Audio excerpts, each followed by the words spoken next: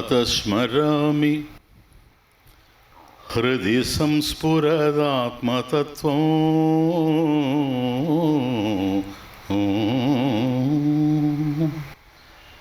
సచిత్సుఖం పరమహంసగతిం తురీయం యత్స్వప్నజాగరసుషుప్తమవైతి నిత్యం తద్బ్రహ్మ నిష్కళమహో న చ భూతసంగః. ఈశ్వరో గురురాత్మేతి మూర్తిభేద విభాగినే వ్యోమవత్ వ్యాప్తదేహాయ దక్షిణామూర్తయే నమః. శృతిస్మృతిపురాణానాం ఆలయం కరుణాలయం నమామి భగవత్పాదం శంకరం లోకశంకరం. ఓ మన మనుగడ ప్రపంచంలోనే సాగుతున్న ప్రపంచం ఏంటో మనకు అర్థం కావడం లేదు. ఎందుకని ప్రపంచం అర్థం కావడం లేదు, ఎందుకని తెలిసి రావడం లేదు అని ప్రశ్నించుకుంటే ఈ దశలో చర్చించాల్సింది కాదేమో కానీ 7 రోజుల ఉపన్యాసం. ఇది సత్యం కాదు కనుకనే అర్థం కావడం లేదు. మరి ఉన్నది కదా స్వామీజీ, కాదనడం లేదు. ఉన్నదానికి సత్యంగా ఉన్నదానికి తేడా తెలిసి రావాలి. సత్యం అనేది ఉంది, కానీ ఉన్నదంతా సత్యం కాదు. ఈ సద్విమర్శ ఒక విచారానికి దారి తీస్తుంది. కనుక ప్రపంచం ఉంది, ప్రపంచానికి అర్థం కూడా ఉంది. కానీ ప్రపంచంలో లేనిది ఏమిటంటే పరమార్థం. ప్రపంచానికి అర్థం ఉంది కానీ ప్రపంచానికి పరమార్థం లేదు. అందువల్ల ప్రపంచం ఉన్నట్లు ఉంది. ఉన్నది ఇదేనా అని ప్రశ్నించినప్పుడు, దాని మీద విచారం కొనసాగించినప్పుడు ఈ ప్రపంచమే ఒక ప్రశ్నార్థకంగా మారుతుంది. కనుక ఉన్నదైతే అర్థమవుతుంది, ఉన్నట్లు ఉన్నది సత్యం కానిది అర్థమయ్యేటువంటి అవకాశమే లేదు. అది నిన్న చూసాం, మనం రాత్రే చూసాం. కాబట్టి మనకు తెలుసు, కానీ ఈ ప్రపంచం మనకు తెలియడం లేదు. ఇది వాస్తవమా? ప్రపంచం సరే మనకు తెలియడం లేదు. మనకు సంబంధించినటువంటి జ్ఞానమన్నా మనకు పరిపూర్ణంగా ఉందా అనేది కూడా ప్రశ్నార్థకమే. అదేమిటి స్వామి, మనని గురించి మనకు తెలుసు కదా అనుకుంటా. మనని గురించి మనకు తెలిస్తే జీవితంలో సమస్య లేదు. కానీ మనని గురించి ఎప్పుడైతే మనకు ఒక సంతృప్తికరమైనటువంటి వాస్తవికమైనటువంటి అవగాహన లేదో, అక్కడ వెలితి ప్రారంభమవుతుంది. వెలితి ఎక్కడుందో కనిపెట్టి దాన్ని తొలగించుకోవడానికి కనుక ప్రయత్నం చేస్తే వెలితి తొలగి వెలుగు గోచరించే అవకాశాలు. కానీ దురదృష్టం ఏంటంటే వెలితి ఒక చోట ఉంది, మనం ఇంకో చోట చూస్తున్నాం. లోకంలో ఉన్నాను, లోకం అర్థం కావడం లేదు. దేహంలో ఉన్నాను, దేహం తెలిసి రావడం లేదు. నేనేమిటో నాకే అర్థం కావడం లేదు. కానీ ఇతరులు నన్ను అర్థం చేసుకోవడం లేదని నేను దుఃఖపడుతున్నా. స్వామీజీ, నన్ను ఎవరూ అర్థం చేసుకోలేదు స్వామీజీ అంటే, ఎవ్వరు బయట వాళ్ళు అర్థం చేసుకోరు, ఇంట్లో వాళ్ళు అర్థం చేసుకోరు. వింటూ ఉంటారు మీరు. పైగా నా బ్రతుకు చిన్నప్పటి నుంచి ఇలాగే ఉంది. తల్లిదండ్రులు జన్మనిచ్చిన వాళ్ళు అర్థం చేసుకోలేదు. స్కూల్కి వెళితే మాస్టర్లు అర్థం చేసుకోలేదు. నాతో కలిసి చదువుకున్న పిల్లలు అర్థం చేసుకోవడం లేదు. అలాగే నా జీవితం కొనసాగింది. నేను కాలేజ్ డేస్లో కూడా అట్లాగే నడిచిపోయింది. ఉద్యోగం చేసినప్పుడు తోటి ఉద్యోగులు కూడా నన్ను అర్థం చేసుకోలేదు. వివాహం అయితే భార్య అర్థం చేసుకోలేదు. ఆ తర్వాత పుట్టిన పిల్లలు అర్థం చేసుకోలేదు. ఇప్పుడు 90 సంవత్సరాలు చూడండి తమాషా ఎట్లుందో జీవితం. ఇది నేది ఓల్డేజ్ క్రైసిస్ అని నేను మాట్లాడడం లేదు. ఆ పదానికి నాకు అర్థం తెలియదు. ఎందుకంటే ఓల్డ్ ఏజ్లోనే కాదు క్రైసిస్ వచ్చేది, లైఫ్ అంతా ఉంది క్రైసిస్ అని నా ఉద్దేశం. కనుక ఎవరికి నేను అర్థం కాలేదు అని ప్రతి మనిషి దుఃఖపడడం మనకు తెలుస్తుంది. కానీ ఇక్కడ ప్రశ్న ఏంటంటే, ఇతరులకు నువ్వు అర్థం కాకపోవడం సమస్య కాదు, నీకు నువ్వు అర్థమయ్యావా అని. నువ్వేమిటో నీకు తెలుసా? నీ మీద నీకుండేటువంటి అభిప్రాయాలు మారుతున్నావా లేదా? గతంలో నేను అలా ఊహించిన అది తప్పు అని నువ్వు అనుకుంటున్నావా లేదా? విషయాలకు సంబంధించినటువంటి జోటికి నేను పోవడం లేదు. నీ ప్రత్యేకంగా నీ జీవితాన్ని గురించి కూడాను అనేకమైనటువంటి అభిప్రాయాలు మారుతూ ఉన్నాయి, మనోభావాలు మారుతూ ఉన్నాయి. నీ భావజాలమే మారిపోతుంది నీ విషయంలో. కాబట్టి నీవేమిటో సుస్పష్టంగా విస్పష్టంగా నీకు అర్థం కావడం లేదు, నేనేమిటో నాకు అర్థం కావడం లేదు. మనమేమిటో మనకే తెలియనప్పుడు మనల్ని ఇతరులు అపార్థం చేసుకోవడం ఏంటి అని అడుగుతున్నాను నేను. వాళ్ళకి నేను అర్థం కాలేదు అంటే నీకు నువ్వు అర్థమయ్యావా? నీకే నువ్వు అర్థం కానప్పుడు ఇతరులకి నువ్వు అర్థం కాలేదని నీకు ఎట్లా అర్థమైంది? నీకు సంబంధించిన ప్రమాణం ఏంటంటున్నాను. నేను ఇది అని కనుక నీకు అర్థమైతే, అది ఎవరికైతే తెలియదో వాళ్ళు అది కాదు అని కనుక అనుకున్నట్లయితే, స్వామీజీ నేను ఇది కానీ వాళ్ళు అది అనుకుంటూ ఉన్నారు, అది తప్పని నువ్వు చెప్పొచ్చు. మనకు సంబంధించినటువంటి ప్రామాణికమైనటువంటి అవగాహన మన దగ్గరే లేదు. మనమేమిటో మనకే తెలిసి రావడం లేదు. ప్లీజ్. కాబట్టి సమస్య ఎక్కడుంది? ఎవరైనా మనల్ని కొట్టడానికి వస్తే చేయి అడ్డు పెట్టగలం, ఎందుకంటే బాధను భరించలేం గనక, ఆ దెబ్బ ఎట్లా ఉంటుందో తెలియదు గనక. కనుక ఎదుటి వ్యక్తి కొట్టడానికి వచ్చినప్పుడు చేయి అడ్డం పెట్టగలం. కానీ మనల్నే మనం కొట్టుకోవడానికి ప్రయత్నం చేసినప్పుడు వాడిని అడ్డుకునేవాడు ఎవడుంటాడు ఈ ప్రపంచంలోని? అలా కొట్టుకునేవాడే పిచ్చివాడు. ఎవరు ఈ ప్రపంచంలో పిచ్చివాళ్ళు? కానీ పాగల ప్రపంచం. ఎందుకని? ఎవరికీ ఎవడు అర్థం కావడం లేదు. కాబట్టి తనను తాను కొట్టి బాధించుకునేటువంటి పిచ్చివాడు ఎట్లాగైతే కష్టపడుతున్నాడు ఈ ప్రపంచంలో, తానేమిటో తనకు అర్థం కాకుండా ఉండేటువంటి ప్రతి మనిషి కూడా ఈ ప్రపంచంలో అయోమయంగా, అర్ధరహితంగా, అశాంతితో, విసుగుతో, నిరాశతో, నిస్పృహతో అలమటిస్తూ బ్రతుకుతూ ఉన్నాడు. ఇది ఒక్కరికి సంబంధించింది కాదు. కాబట్టి మనం ఉన్నామని మనకు తెలుసు, మనకు సంబంధించినటువంటి అవగాహన మన దగ్గర లేదంటున్నా. అంటే మన ఉనికికి మన మనసులో నడిచే ఊహలకి సంబంధం లేదు. ఉనికి ఒక విధంగా ఉంది, ఊహలు మరొక విధంగా ఉన్నాయి. మనుగడ ఒక విధంగా ఉంది, మనసు మరో విధంగా ఉంది. మనసులో ఉండేటువంటి భావాలకి మన మనుగడకి సంబంధమే లేదు. మనం మనని గురించి చేసేటువంటి ఊహలకి మన ఉనికికి అసలు సంబంధం లేదు.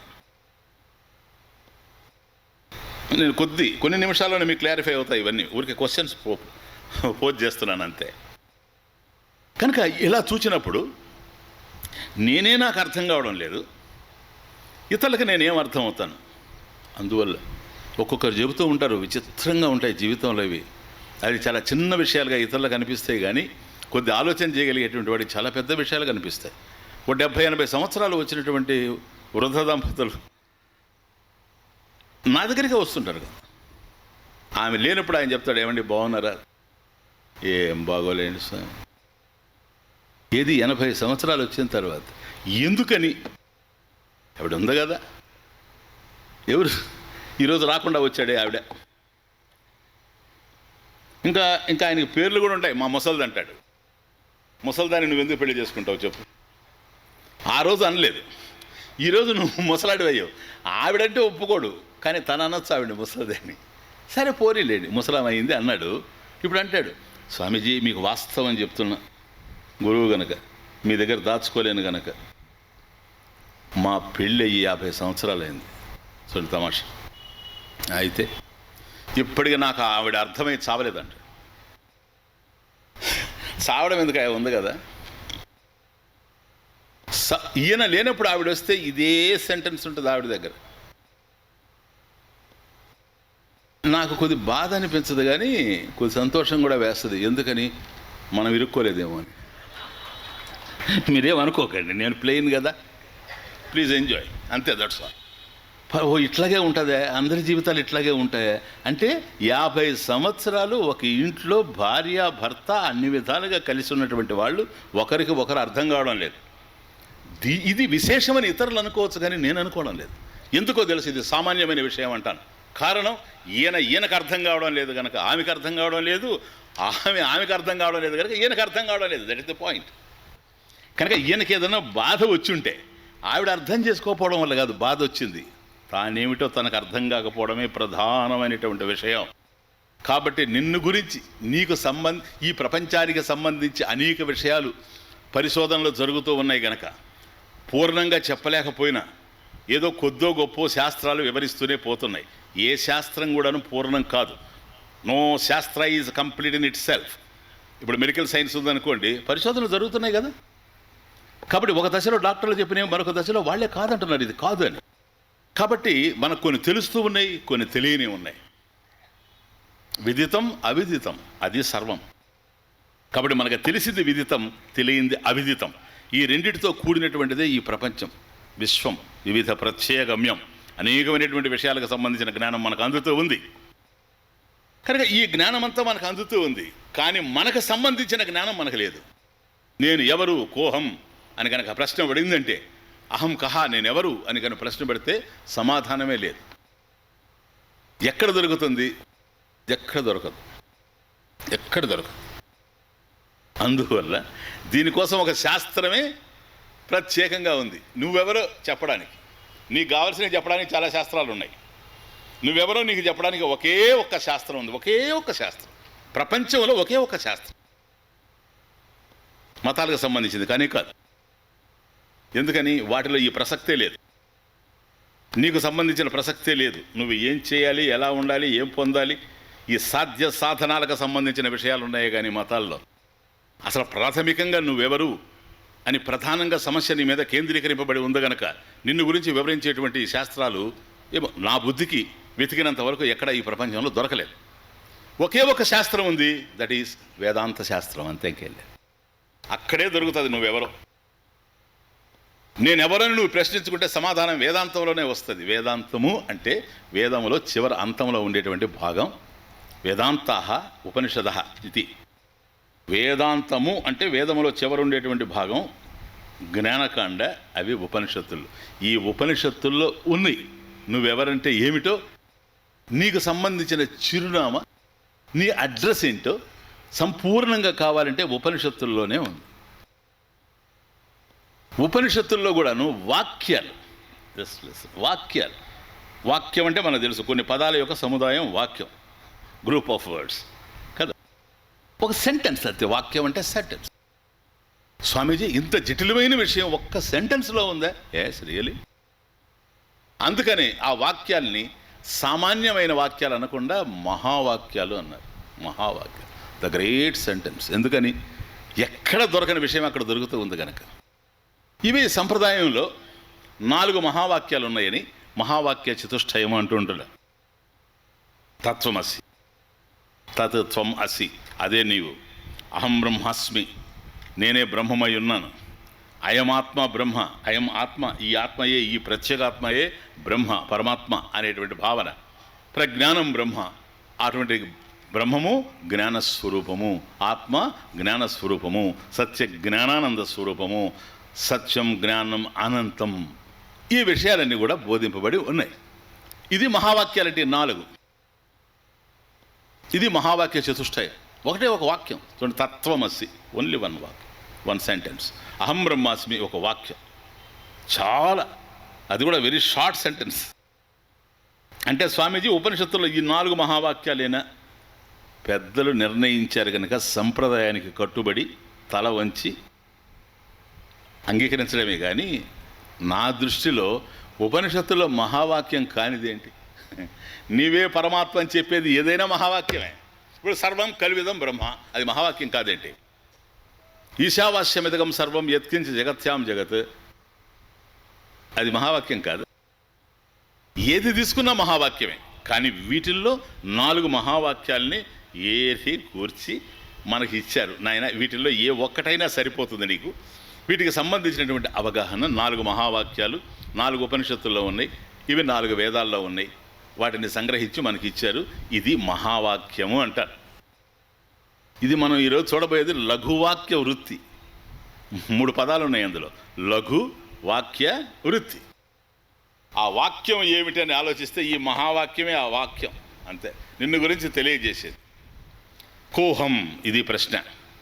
ఒక దశలో ఎవరికైనా పడుతుంది. అదృష్టం ఉండే వాళ్ళకి జీవితాల్లో త్వరగా పడతాయి. ఒక్కొక్కరికి జీవితం అంతా ఆ ప్రశ్న పడకుండా పోతుంది. కానీ ఏదో ఒక జన్మలో ఆ ప్రశ్న పడాల్సిందే. ఎందుకని? ఏమిటి ఈ ప్రపంచం అని దీని గురించి ఎంత తెలుసుకున్నా మనిషికి తృప్తి లేదు గనక, అసంతృప్తితోనే ఉంటాడు గనక, తృప్త భవిష్యామి, నేను తృప్తిని పొందాలి అనేటువంటి ఒక వాంఛ ప్రగాఢంగా ప్రతి మనిషిలో నిగూఢంగా నిలబడిపోయి ఉంటుంది గనక, అశాంతితో ఉంటాడు గనక, అశాంతి నుంచి విడిపడాలనే ప్రతి మనిషి ఆలోచిస్తాడు గనక ఏదో ఒక జన్మలో ఈ ప్రశ్న పడుతుంది. కోహం, అహం కహ, హూ యామ్ ఐ, నేనెవరు, ఏంటి ఈ ప్రపంచంతో నాకుండే సంబంధం, ఇన్ని బాంధవ్యాలు నాకు ఈ ప్రపంచంలో ఉన్నాయి.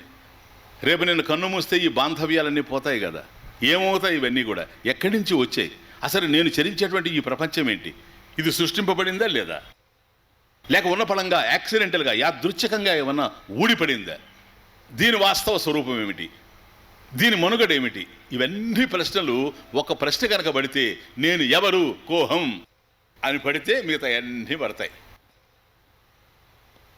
ఒకవేళ అవకాశం లేకపోతే ఎవరికైనా ఇలాంటి ఉపన్యాసాలు పడిపోద్ది. కామన్గా వచ్చి కూర్చున్న తమాషాగా ఈ చర్చ అంతా విన్న తర్వాత నిజమే కదా అనుకుంటాడు, అది చాలు. అది జీవితాంతం వెంటాడుతూ ఉంటుంది, నిజమే కదా, నువ్వెవరో నీకు తెలియాలని.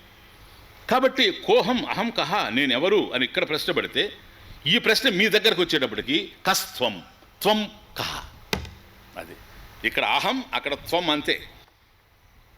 ఈ అహము త్వము రెండు ఒకటే. కారణం ఏంటంటే నా దగ్గరకు వచ్చినప్పుడు అహం అంటున్నాను, మీ దగ్గరకు వస్తే త్వం అంటున్నారు. అదే మీరు మీ దగ్గరకు వచ్చినప్పుడు అహం అంటారు, నా దగ్గరకు వచ్చినప్పుడు త్వం అంటారు, అంతే, ఇంకేం లేదు.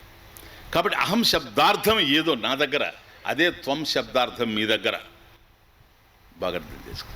కనుక నేను ఎవరు, నువ్వెవరు, ఎక్కడి నుంచి వచ్చాం మనం, ఇవన్నీ కూడాను ఆలోచిస్తూ పోతే ప్రశ్న దగ్గర ఏమనిపించదు, కానీ ఒక దశలో చిక్కుముడి పడిపోతుంది. ఎందుకని? గందరగోళంగా ఉంటుంది, ఏదో పూడికి తెలియని అగాధంలో పడిపోయినట్టుంటుంది.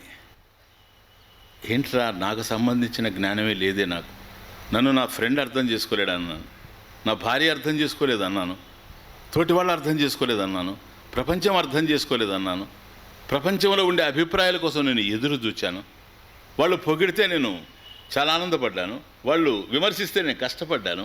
వాస్తవానికి ఇవేమన్నా వాస్తవాలా? వాటిలో వాస్తవం ఉందే, పరమార్థం ఉందే? ఎందుకని? నేను వాళ్ళకి తెలియలేదు కనుక విమర్శకు గురయ్యాను. నీకు నువ్వు తెలిస్తే కదా అంటున్నాను నేను. కాబట్టి నీకే ఎప్పుడైతే నువ్వు తెలియలేదో ఇతరులకు నువ్వు తెలిసేటువంటి ప్రశ్నే లేదు. కనుక నువ్వు ఎవరు బాబు అని కనుక ప్రశ్న ఇస్తే ఎవడి ప్రపంచం వాడిదిగా కనపడతా ఉంది. కాబట్టి ఒకరొకరికి అర్థమయ్యేదే లేదు. ఇది ఒకటి చాలా హార్డ్ ట్రూత్. మీరు నమ్మినా నమ్మకపోయినా నమ్మాల్సిన విషయం కాదు, ఇది జ్ఞాన సంబంధమైన విషయం. దీన్ని యాక్సెప్ట్ చేస్తే బుర్రలో ఉండేటువంటి బాధ, భారం చాలా దిగిపోద్ది. ఆఫీసుల్లో బాధలుండవు, వ్యాపారాల్లో బాధలుండవు, ఇంట్లో బాధలుండవు. ఎందుకని? అసలు మెయిన్ ప్రాబ్లం ఎగిరిపోతుంది కదా. ఇతరులు నన్ను అర్థం చేసుకోలేదు, ఇప్పుడు తెలుసు ఇతరులు నన్ను అర్థం చేసుకోలేరు. నాకే నేను అర్థం కాలేదు, ఇతరులకేం అర్థం అవుతా.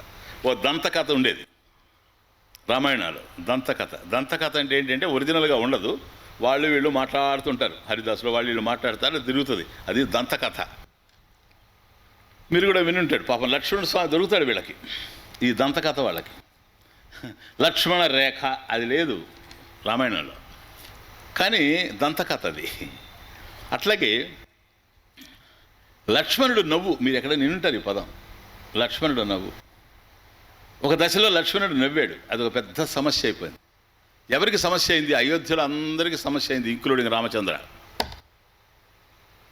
రావణుడు వధ జరిగిన తర్వాత, రావణ వధానంతరం అయోధ్యకి తిరిగి వస్తే రామ పట్టాభిషేకం జరుగుతూ ఉంది. ఇప్పుడు మహావైభవపేతంగా నడుస్తుంది, చిన్న విషయం కాదు కదా రామ పట్టాభిషేకం అంటే. అందరూ కూర్చొని ఉన్నారు సభలో, మహాద్భుతంగా ఉంది. పిన్ డ్రాప్ సైలెన్స్, ఎక్కడ సూది మోపిన నిశ్శబ్దం. ఎందుకని? ఆ అద్భుతాన్ని తిలకిస్తూ ఉన్నారు, రాముడిని చూస్తున్నారు, సీతమ్మను చూస్తున్నారు. ఆ సమయంలో నడిపాడు మన లక్ష్మణుడు. అందరూ చూసేటప్పటికి ఆపేశాడు. ఇది లక్ష్మణ నవ్వు.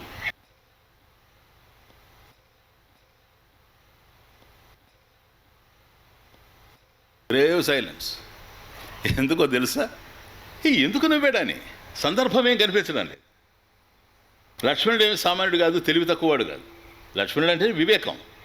అంత వివేకం కలిగినటువంటి వాడు ఇలా ఎందుకు నవ్వాడు? కారణం ఏదై ఉంటుంది. వశిష్ఠుడు హర్ట్ అయ్యాడు మొదట. చూడండి తమాషా, వశిష్ఠ మహర్షి ఎందుకని? నన్ను చూసి నవ్వాడేమో. నన్ను చూసి నవ్వడానికి ఏముంది గడ్డం?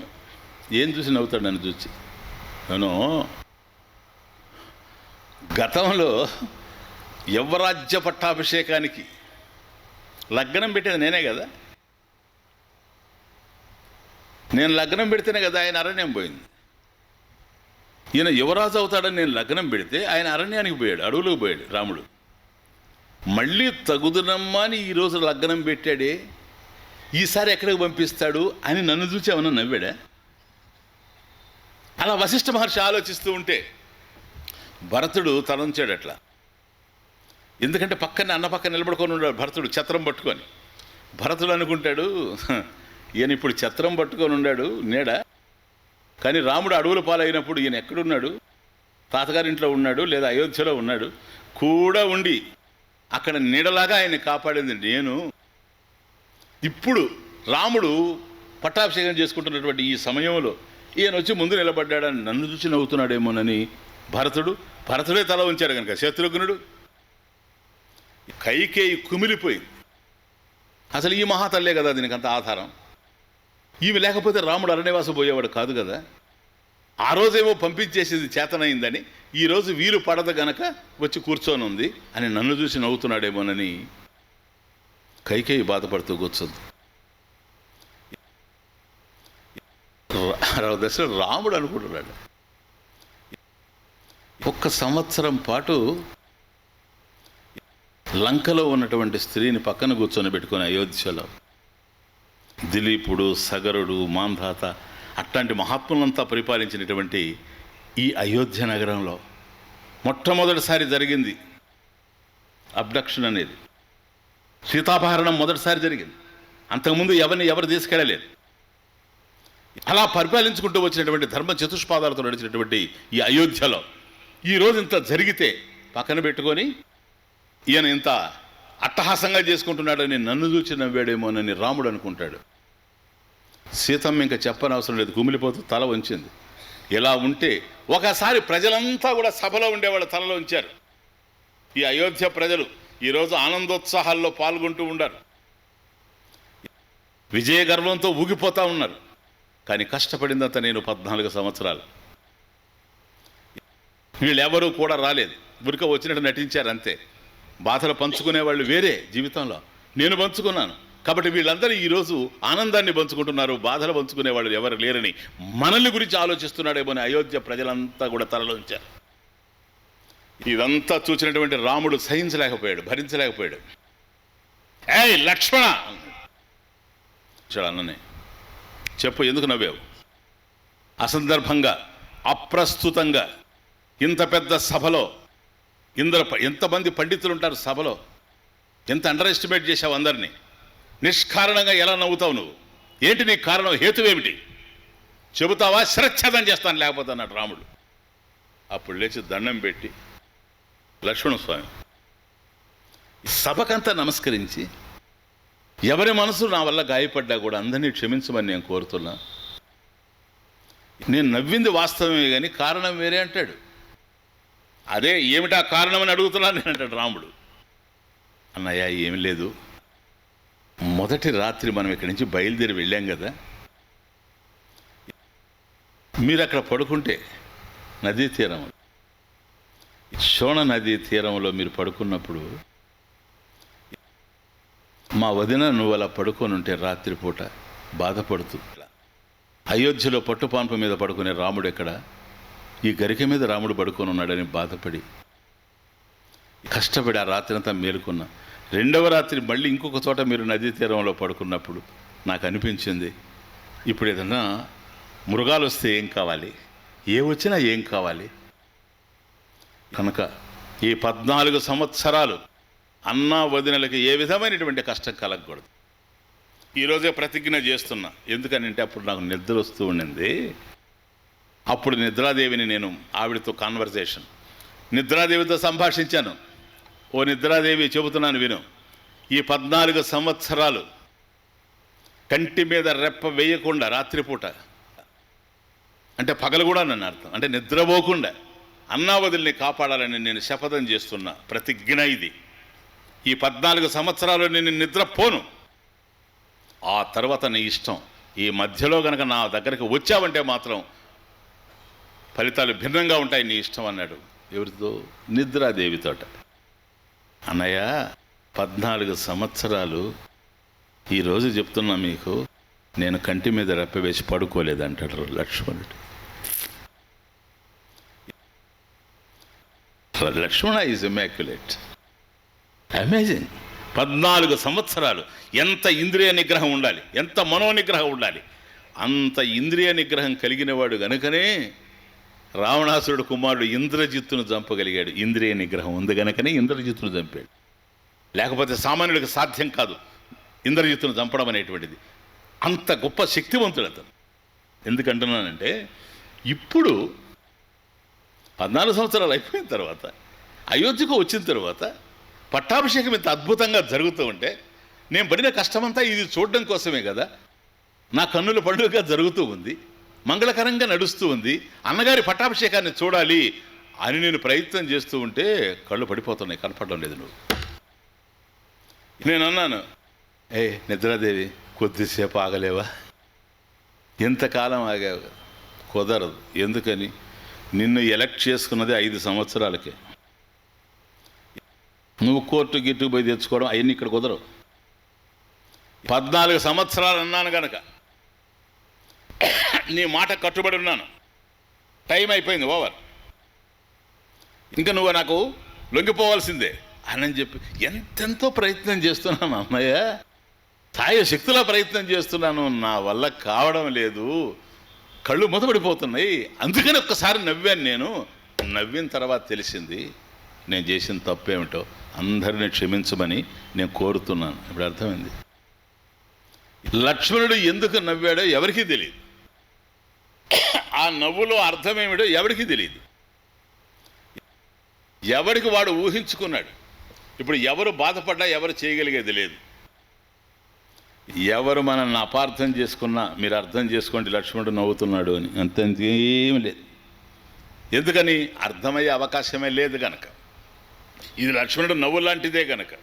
కాబట్టి ఈ ప్రపంచంలో మనకు మనం తెలియడం లేదు, ఇతరులకు మనం అర్థమయ్యే ప్రశ్న లేదు. అందుకని జీవితమే ఒక చిక్కుముడి అంటున్నాను నేను. ఎందుకు స్వామీజీ దీనికి ఇంత దూరం? ఒక మాట చెప్తున్నాం, మేమెందుకు మాకు తెలియదు? నేనున్నట్టు నాకు తెలుసు కదా. అహమస్మి, అహమస్మి. నిజమే, త్వమసి. నువ్వు ఉన్నావు. ఎలా ఉన్నావో చెప్పు, ఏంటో చెప్పు, నువ్వేమిటో. నేను ఉన్నాను అని అందరూ మాట్లాడచ్చు. కథం, ఎట్లా ఉన్నావు అని కనుక ప్రశ్న వేస్తే సమాధానమే రాదు, చిక్కుబుడి పడిపోద్ది. అదే నేను చెప్పు. అహమస్మి అంటే నేనున్నాను. ఎస్, నువ్వు ఉన్నావు. త్వమసి, నువ్వేంటో చెప్పు. అహం రామస్య పుత్ర. ఎస్ స్వామీజీ, అపత్యం. రాముని యొక్క కుమారుని నేను. మా నాన్న పేరు రాము, ఆయన కుమారుని నేను కదా. నేను అడిగిన క్వశ్చన్ ఏంటి, నువ్వెవరని. అతను చెబుతున్న ఆన్సర్ ఏంటి, నేను రామయ్య కుమారుడిని నేను చెబుతున్నాడు. కరెక్ట్గా ఉంది ఆన్సర్. క్వశ్చన్కి రిప్లై బాగానే ఉంది కదా. తప్పుగా ఉంది మీకేమన్నా? రామయ్య కుమారుడే. ఎక్కడొచ్చిందంటే, నేను వేసిన ప్రశ్న కరెక్టే నాకు, అతను చెబుతున్న సమాధానం కరెక్టే అతనికి. కానీ ఏది ఉద్దేశించి నేను అడుగుతున్నానో నా ప్రశ్నకు సమాధానం మాత్రం అది కాదు. నువ్వు రామయ్యకి ఏమవుతావు అని కనుక నేను అడుగుంటే, స్వామీజీ నేను రామయ్యకి కుమారుడిని అవుతానని చెప్పచ్చు. నేను అడిగింది కస్త్వం. చూడండి పాయింట్, అది క్వశ్చన్. అది కస్త్వం త్వం కహ, నువ్వెవరు అని అడుగుతున్నా అంతే.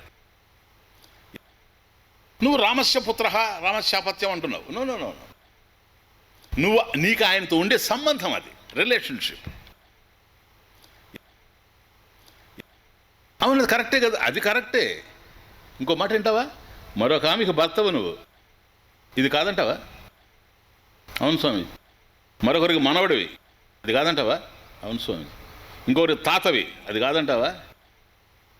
ఇంకొకరు మామవి, కాదంటావా? మరొకరికి అల్లుడివి, మామ నేర్పించడానికి, అది కాదంటావా? చెప్పు, కమాన్ టెల్ మీ. మరి ఇన్నైనప్పుడు నేను రామయ్య కుమారుని నేను ఎట్లా చెప్తావా నాకు? ఏం ఆన్సర్ అది? ఆన్సరే కాదనడంలో నేను, నా క్వశ్చన్కి అది ఆన్సర్ కాదంటున్నాను. నేను అడిగింది ఆ సంబంధం పెట్టుకున్న నువ్వెవరు? ఆయనతో నీకు కొడుకు సంబంధం, తండ్రి కొడుకుల సంబంధం అది. ఆ సంబంధాన్ని ఏర్పరచుకున్నటువంటి నువ్వెవరు అంటున్నాను. ఆ సంబంధం లేనంత మాత్రం నువ్వు లేకుండా పోలేదు. తండ్రులు చనిపోయిన వాళ్ళు చాలామంది బతికే ఉన్నారు ఈ ప్రపంచంలో, నేను కూడా ఉన్నాను వాళ్ళలో ఒకడినిగా. అంత మాత్రం చేత నేను లేకుండా పోలేదు. ఈరోజు కస్త్వం స్వామీజీ త్వం కహ, నువ్వెవరు అని అడిగితే మా నాన్న లేడు కనుక నేనెవరో నాకు తెలియదు అంటానా? What is it? కాబట్టి ఇతరులతో నీకుండేటువంటి సంబంధం ఏమిటని నేను అడగడం లేదు. ఆ సంబంధాలు పెట్టుకునేటువంటి నీవెవరు అనేటువంటిది నా ప్రశ్న. ఏం ఆన్సర్ దొరకదు. మనకు అర్థమైంటే ఆన్సర్ ఎందుకు చేయం? ఎవరు అడిగినా ఇయే కదా చెప్తాం. ఇంకా కొద్ది ఒక స్టెప్ ముందుకు పోతే నేను డాక్టర్ అంటాడు ఒక అతను, నేను ఇంజనీర్ అంటాడు, నేను లాయర్ అంటాడు, నేను వడ్రంగి అంటాడు. ఎవరు సార్ ఇవన్నీ? ఏంటి అసలు ఇదంతా? నువ్వు ఏం వృత్తి చేస్తున్నావని నేను అడిగానా? నువ్వెవరంటున్నా? నువ్వు డాక్టర్ అయ్యి ఉండొచ్చు, నువ్వు వైద్యశాస్త్రం చదువుకొని డాక్టర్ అయ్యావు, అంతేగాని పుట్టుకతో నువ్వు డాక్టర్ కాదు కదా. You are a simple person. హాస్పిటల్లో పుట్టినప్పుడు డాక్టర్ పుట్టాడని ఎవరన్నా అన్నారా? ఇంజనీర్ పుట్టాడని ఎవరన్నా చెప్పారా? స్వామీజీ పుట్టాడు రండి అని ఎవరైనా వచ్చి చూసారా? లేదే. నువ్వు పుట్టావు. వైద్య వృత్తికి సంబంధించిన అనుభవాలు నీకుంటే నువ్వు డాక్టర్ అయ్యావు. ఇంజనీరింగ్కి సంబంధించిన అనుభవాలు ఉంటాయి, ఆయన ఇంజనీర్ అయ్యాడు. వేదాంతాన్ని చదువుకొని నేను స్వామీజీ అయ్యాను. ఇవన్నీ మన అనుభవాలు. అయ్యా నీకు ఏం అనుభవం ఉందని నేను అడగలేదు నిన్ను. నీ వృత్తి ఏంటే నేను అడగలేదు. నువ్వెవరు అంటున్నాను. ఆ అనుభవాలు గడించిన నువ్వెవరు? ఆ అనుభవాలు పెట్టుకున్న నువ్వెవరు? ఆ వృత్తి చేసేటువంటి నువ్వెవరు అని నేను అడుగుతున్నా. నిన్ను గురించి నీకు తెలిసి ఉంటే నాకు చెప్పుండేవాడు. నువ్వు చెబుతున్నావు కానీ అవి సరైనటువంటి సమాధానాలు కావు. ఇలా మనం సామాన్యులు చెప్తూ ఉంటే మహామేధావులు అనుకునేటువంటి వాళ్ళు, ముఖ్యంగా పాశ్చాత్య దేశాల్లో ఒకటి పుట్టుకొచ్చింది. అదొక వింత వాదన. చాలా పెద్ద పెద్ద వేదికల మీద దాన్ని చర్చిస్తుంటారు మేధావులంతా. ఏంటని? కాజిటో ఎర్గో సమ్. ఇది చూడండి, ఇది ఎంత విచిత్రమైంది. ఏంటి దాని అర్థం అని? అహమస్మి, నేనున్నాను, దానికి ఆన్సర్ అది. నువ్వు ఉన్నావు, ఎలా ఉన్నావని అడుగుతున్నా. మనం ఇప్పుడు వృత్తులు చెప్పాము, సంబంధాలు చెప్పాము, అవన్నీ చెబితే నేను కాదంటున్నా కదా. వాళ్ళు చెప్పేది ఏంటంటే మనసే మనిషి. కారణం కాజిటో ఎర్గో సమ్, I think therefore I am. నేను ఆలోచిస్తున్నాను కనుక నేనున్నాను. ఆలోచించేది మనసు కనుక నేను ఆలోచిస్తున్నాను కదా. అహమస్మి, నేనున్నాను కాబట్టి నేనే మనసు. మనిషి ఏదో కాదు, మనసే మనిషి. ఇదే సైకాలజీకి సంబంధించిన వ్యవహారం, మనస్తత్వ శాస్త్రం. కాజిటో ఎర్గో సమ్ వినడానికి చాలా బాగుంటుంది. దీన్ని పెద్ద పెద్ద వాళ్ళు అప్రిషియేట్ చేస్తారు. అంటే పాశ్చాత్య దేశాలకు ఏవైతే పెద్ద విషయాలుగా గోచరిస్తాయో ఋషులతో సంబంధం ఉండే వాళ్ళకి అవన్నీ హాస్యాస్పదంగా ఉంటాయి. ఎందుకంటే అంత మహాజ్ఞానులు మన ఋషులు.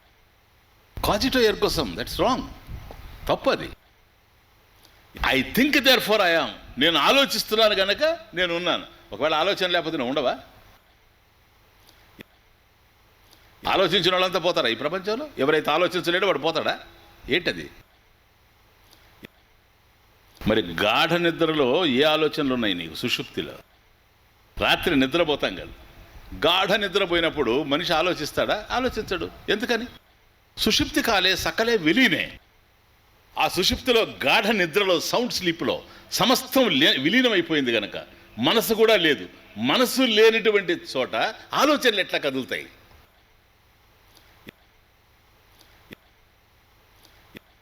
కాబట్టి I think therefore I am wrong sir. You are therefore you think. ఇది ఎట్లుందో చూడండి. నేను ఆలోచిస్తున్నాను కనుక నేను ఉన్నాను కాదు, నువ్వు ఉన్నావు కనుక ఆలోచిస్తున్నావు. నువ్వు ఆలోచించకపోయినా నువ్వు ఉంటావు.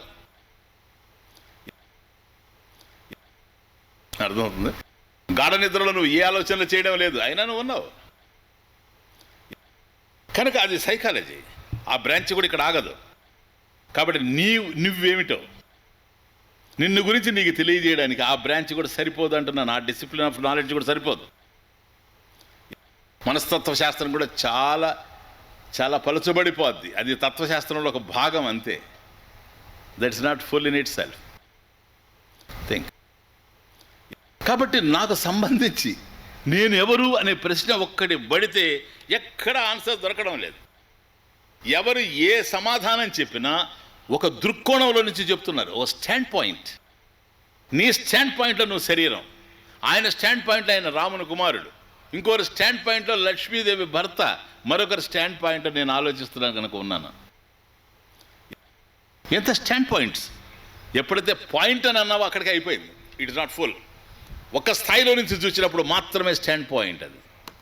కాబట్టి ఎవరెవరు దృక్పథం నుంచి వాళ్ళు చూస్తున్నారు, ఇంత అర్థమైందో అంత అర్థం చేసుకుంటూ ఉన్నారు ఈ ప్రపంచంలో. కాబట్టి ఉన్నదాన్ని ఉన్నట్లుగా తెలుసుకోవడం వేరు, నేనున్న చోట నుంచి తెలుసుకోవడం వేరు. ప్లీజ్. కాబట్టి ఉన్నది నాకు ఉన్నట్లుగా అర్థం కావడం లేదు కనుక నాకు సంబంధించి కూడా వాస్తవాలు మరుగున పడిపోయి ఊహలు ఊరేగుతూ ఉన్నాయి. ఏది వాస్తవమో తెలియడం లేదు.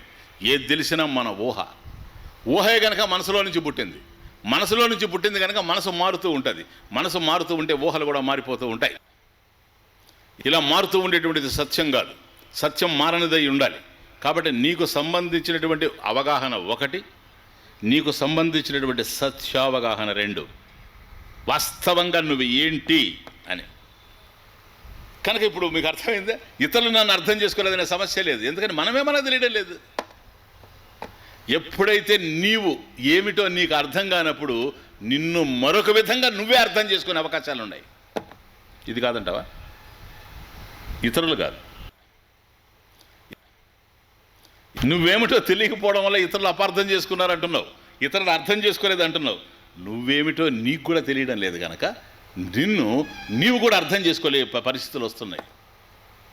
అందుకని కొందరు అంటుంటారు, కర్మ ఏం నడుస్తుందో, నా జీవితం ఏమిటో నాకే అర్థం కావడం లేదని. రియలీ అది సత్యం. అంతేగాని నాకు అంతా తెలిసిపోయిందనే వాడు సత్యం కాదు. మనల్ని గురించినటువంటి అవగాహన మనకు లేదు. నేనేమిటో నాకు అర్థం కావడం లేదు. ఒక వ్యక్తి ఇంటి ముందు కూర్చొని పచ్చికలో చెవులు పిల్లులు తిరుగుతూ ఉన్నాయి. సీమ కుందేళ్ళు అంటాం మనం, తెల్లగా ఉంటాయి చూసారా, అవి తిరుగుతున్నాయి. అట్లా అవి ఎగురుతూ ఎగురుతూ తిరుగుతూ ఉంటాయి, తమాషాగా తిరుగుతుంటాయి అవి. వాటిని అలా చూస్తూ ఉన్నాడు కొంతసేపటికి. ఒకటి అట్లా ఎగిరింది, ఒకటి ఇలా వచ్చింది, అటు పోయి గడ్డి తింటుంది ఒకటి. ఇదంతా చూస్తూ ఉన్నాడు. కొంతసేపు అయ్యేటప్పటికి ఎంత సుందరమైనటువంటి దృశ్యం! భగవంతుని యొక్క సృష్టిలో ఎన్నున్నాయి. ఇతను కొద్ది భావుకత కలిగినటువంటి వాడు, భావస్పందన ఎక్కువ. దాని గురించి ఎక్కువగా ఆలోచిస్తూ ఆ చెవుల పిల్లితో తాదాత్మ్యం చెందాడు. తమాషా చూడండి. కొంతసేపటికి తనకు అనిపించింది, నేను చెవులు పిల్లినే. The point. తదేకంగా దాంట్లో బాగా లగ్నం అయిపోయి, ఇమ్మర్స్ అయిపోయి, తాదాత్మ్యం చెంది, ఐడెంటిఫై అయిపోయి, నేను చెవులు పిల్లిని అనుకుంటాడు. ఇప్పుడు పోనీ చెవులు పిల్లయి గడ్డి తింటాడా? లే, ఇంట్లో తయారు చేసిందంతా తినేస్తాడు. ఇక్కడేమో భోజనం చేస్తాడు. ప్రాబ్లం ఎక్కడుందంటే ఉద్యోగాన్ని ఓడలేదు. ఉద్యోగానికి పోకపోతే జీతం ఎట్లా వస్తుంది? జీతం రాకపోతే ఇంట్లో వాళ్ళని పోషించుకునేది ఎట్లా? చూడండి ఎట్లుందో ప్రాబ్లం. తాను చెవులు పిల్లి అనే నిర్ణయం కన్ఫర్మ్డ్. ఇప్పుడు అతనికి మాత్రం తెలిసిపోయింది నేను చెవులు పిల్లే అని. అందువల్ల బయటకు వెళ్ళాడు. అందరూ అడుగుతారు, ఎందుకు వెళ్ళావు అంటారు. నేను చెవులు పిల్లని వాడే చెప్పడు. బయట కుక్కలు ఉన్నాయంటాడు. బయట కుక్కలు ఉన్నాయి. అవును, ఊర కుక్కలు ఉంటే నీకే? నేను కుక్కలుంటే నీకేమయ్యా? అబ్బాయి పైన పడతాయి నా మీద. మరి ఇంతకాలం వెళ్ళావు కదా ఆఫీస్కి, అప్పుడు పడలేదే. ఎందుకని అప్పుడు చెవులు పిల్లి అని నేను అనుకోలే, అది వచ్చిన బా. అందువల్ల వెళ్ళాడు. ఇప్పుడు వెళ్ళలేకపోతున్నాడు. బయట కుక్కలు ఉన్నాయంటాడు. ఇంట్లోనే ఉండాడు. నెలలు గడిచిపోతూ ఉంది. భోంచేస్తాడు, నిద్రపోతాడు. బయటికి మాత్రం పోడు. అదేమంటే కుక్కలు ఉన్నాయంటాడు. ఈయన ఎట్లా డీల్ చేయాలని ఇతనితో ఎవరికి అర్థం కాలే. ఫ్రెండ్స్ వచ్చి చెప్పారు, అందరూ చెప్పారు, ఆఫీసర్లు చెప్పారు, అయ్యా మా వల్ల ఏమన్నా కష్టమా, మేమేం కష్టపెట్టావు, నువ్వు ఆఫీస్కి రా అన్నారు. ఏమీ లేదు. భార్య అంటుంది నా వల్ల ఏమన్నా కష్టమా, ఇంతకుముందు నేను అర్థం చేసుకోలేకపోయానా, ఇంకా అర్థం చేసుకుంటానులే. అసలు విషయం అది కాదు, తనకు అర్థం కాలే. ఇది ప్రాబ్లం. ఇంకా ఎంతకాలం ఉంటాడు ఇక్కడ? అప్పుడు వెళ్ళి ఓ డాక్టర్ని కన్సల్ట్ చేశారు. అయ్యా ఇది కొద్దిగా సైకలాజికల్గా ఉంది కనుక సైకియాట్రిస్ట్ని కలుసుకోండి, మమ్మల్ని కాదు, నేను జనరల్ ఎండి, నేను సైకియాట్రిస్ట్ని కలుసుకో. డాక్టర్ గారు ఎవరైతే బెటరు, అది పలానా ఆయన అయితే బెటరు. ఎందుకని, ఎట్లా, ఆయనకి బాగా తెలుసు సైకియాట్రీ, టీవీలో ఆయనే కనపడతాడు, అందుకని పో. ఇప్పుడు అది ప్రమాణం, టీవీ ప్రమాణం. సరేనా, ఆయన దగ్గరికి వెళ్ళారు. డాక్టర్ గారు ఇట్లా ఉంది, ఓకే సార్, తీసుకురండి, పర్వాలేదు, ఎన్నో చేశాను ఇట్లాంటి, తీసుకురండి. వచ్చాడు. ఏంటి అంటాడు సమస్య. డాక్టర్ గారు ప్రశ్నిస్తాడు. చూడండి ఎట్లుందో కౌన్సిలింగ్. ఏం లేదు డాక్టర్ గారు, నేను బాగానే ఉన్నాను కదా. మరి బయటకు ఎందుకు వెళ్ళడం? ఆ కుక్కలు ఉన్నాయి అందుకని. ఈయన ఆలోచన చేశాడు, ఎట్లా how to solve this problem. ఇది ఒక విచిత్రమైనటువంటి సమస్యగా ఉంది, టిపికల్ ప్రాబ్లం ఇది అని. ఎక్కడ ఇట్లాంటివి చూడలేదు ఈయన. ఎవరు చూడని వాటిని ఫోకస్ చేస్తుంది వేదాంతం. ఇది కొత్తగా తమాషాగా ఉంది కేసు అని వాళ్ళతో అన్నాడు. మీరు రేపు మార్నింగ్ తీసుకొని రండి అన్నాడు. ఎందుకని నేను కేసు తాటలేదు. ఈ సైకియాట్రిస్ట్ ఆలోచిస్తాడు ఇక ఈరోజంతా, దాన్ని ఆలోచించాడు. అప్పుడు అనుకుంటాడు, ఇది ఎలా వచ్చిందో ఏమిటో మనకు అర్థం కావడం లేదు. కానీ వాడు నేను చెవులు పిల్లి అనడం లేదు, కుక్కలు ఉన్నాయి అంటున్నాడు. తమాషా చూడండి, వీళ్ళు చెప్తున్నారు వాడు తన చెవులు పిల్ల అనుకున్నాడని వీళ్ళు అంటున్నారు, కానీ వాడు చెప్పడం లేదు. వాడు కుక్కలు ఉన్నాయి బయట అంటున్నాడు ఎంతసేపటికి. ఇది ఒక క్రిటికల్ కేసు, నేను ఎప్పుడూ చూడలేదు ఎక్కడ. దీన్ని కొద్దిగా జాగ్రత్తగా హ్యాండిల్ చేయాలి అని ఆలోచించి ఉన్న పుస్తకాలని ముందేసుకొని అన్ని పేజీలు చించి ఉదయానికి ఒక నిర్ణయానికి వచ్చాడు. ఫోన్ చేసి వాళ్ళని తీసుకురండి ఈరోజు అని తీసుకొచ్చారు. డెమాన్స్ట్రేషన్ ఎట్లుందో ఇదో సిచ్యువేషన్ క్రియేట్ చేశాడు. అబ్బాయి రానాయన అన్నాడు. వచ్చాడు. అందరిని అన్నాడు, మీరు కాస్త బయటకు వెళ్ళాను, బయట కూర్చోండి. వెళ్ళి అందరు వెళ్ళి బయట కూర్చున్నారు. నువ్వు కొద్ది థియేటర్లోకి వస్తున్నావు, లోపల చూపిస్తాను అని తీసుకెళ్ళాడు. బాగుంది డాక్టర్ గారు ఇదంతా అంటున్నాడు. ఎందుకంటే అక్కడ కుక్కలు లేవు కనుక. ఓకే, ఇదో ఇట్లా రా అని ఓ పెద్ద అద్దం తయారు చేసి పెట్టాడు. పెద్దది లైఫ్ సైజ్ మిర్రర్ ఒకటి పెట్టేశాడు అక్కడ డాక్టర్ గారు. ఎదురుగా ఇతన్ని తీసుకొని వచ్చి పక్కన నిలబెట్టి, ఇప్పుడు ఆ అద్దంలో ఎవరెవరు కనపడుతున్నారు చూడు అన్నాడు. సిచ్యువేషన్ ఏముంది డాక్టర్ గారు, మీరు కనపడుతున్నారు, నేను కనపడుతున్నాను. అదే నేనున్నాను కదా. ఉన్నారు కదా, అదిగోండి. మరి నేనున్నాను కదా మీ పక్కనే, అట్లాగే ఉండు అని లోపలికి వెళ్ళి ఓ చెవులు పిల్లని ఎత్తుకొని వచ్చాడు డాక్టర్ గారు. ఆ చెవులు పిల్లని తీసుకొని వచ్చి ఆయన విచిత్రం దాన్ని ఇట్లా పెట్టుకున్నాడు ఫైల్ లాగా. ఇప్పుడు చెవులు పిల్లి కూడా కనపడతా ఉంది అక్కడ, డాక్టర్ గారి చేతిలో ఉంది అది. అదేంటి ఇప్పుడు చూడు, ఇప్పుడు ఏమేమి ఉన్నాయో చూడన్నాడు. ఏముంది డాక్టర్ గారు, మీరున్నారు, నేనున్నాను, ఇంకా లేవు లేదా, చెవులు పిల్ల ఉంది. ఎక్కడుంది అని, మీ చేతిలో ఉంది, అంతే కదా. నేనున్నాను, నువ్వున్నావు, నా చేతిలో చెవులు పిల్ల ఉంది, నీ చేతిలో చెవులు పిల్ల లేదు కదా అన్నాడు. లేదు డాక్టర్ గారు, అంతే కదా, నువ్వు చెవులు పిల్లి కాదు కదా అన్నాడు. అదేంటి డాక్టర్ గారు తమాషగా అడుగుతారు, మీ చేతిలో చెవులు పిల్లి పెట్టుకొని నన్ను చెవులు పిల్లి అంటారేంటి? అదే కదా, నువ్వు కాదు కదా అని. కాదు, థ్యాంక్ యూ, రా అని వచ్చి వాళ్ళని పిలిచి, ఏమయ్యా నువ్వు చెవులు పిల్ల అన్నాడు. కాదు డాక్టర్ గారు, మీకు లోపలే చెప్పాను కదా నేను. ఏమండి అన్నాడు. పాపం వాళ్ళు ఆనందపడిపోయారు. అయితే రేపు వెళ్తావా ఆఫీస్కి అని? డెఫినెట్గా వెళ్తాను. అప్పుడు సరే ఇంక తీసుకెళ్ళండి అని ముఖ్యమైన వాడిని ఉండమన్నాడు. ఎందుకని ఫీజు కావాలి కదా. ఆయన ఉంటానులే డాక్టర్ గారు, ఎంత మీ ఇష్టం అండి, చూశారు కదా 4 నెలలు ఆఫీసుకు పోకపోతే ఎంత నష్టం వచ్చిందో మీకే తెలుసు కదా, ఇంకా ఊహించుకోండి, మీకు ఎందుకు తెలిసిన వాళ్ళు కదా మీరు బాగా. సరే ఏదో ముట్ట చెప్పాల్సింది చెప్పాడు. వస్తాము డాక్టర్ గారు, మీ రుణం వదిలేను ఆయన, పర్వాలేదు తీర్చేసేవాళ్ళు, సరిపోయింది చాలు. ఇంటికి వచ్చాడు. నెక్స్ట్ డే మార్నింగ్ టిఫిన్ అయిపోయింది. ఇంక వీళ్ళు అనుకుంటున్నారు ఇప్పుడు వెళ్ళిపోతాడని. వచ్చి ఇంకా వెళ్తావా నువ్వు ఆఫీస్కి అన్నాడు. నేను పోనన్నాడు. పోవా, ఎందుకని పోవా అన్నాడు. బయట కుక్కలు ఉన్నాయి. వారిని దుంపదగా మళ్ళీ అటు ఇటు తిరుగుని ఇక్కడికే వచ్చింది ఏంటి ఇది, మళ్ళీ కుక్కలు ఉన్నాయంటాడు ఏంటి అని డాక్టర్ గారికి ఫోన్ చేశాడు. సార్ మళ్ళీ మొదటికి వచ్చింది సార్, భూమి గుండ్రంగా ఉంది, కుక్కలు ఉన్నాయంటున్నాడు సార్, పోవడం లేదని. డాక్టర్ గారు అట్లా అన్నాడా, ఇప్పుడేం చేయాలా, ఈసారి అతన్ని తీసుకొని రాకండి నేనే వస్తానన్నాడు డాక్టర్. నేనే అక్కడికి పోయాడు. ఆయన కూర్చోన్నాడు హాయిగా, పేపర్ చూస్తున్నాడు. పైగా చెవుల పిల్లి పేపర్ చదువుతుంది. తమాషా చూడండి, ఎంత కన్ఫ్యూజనో చూడండి. చెవుల పిల్లి అయితే పేపర్ ఎట్లా చదువుతుంది?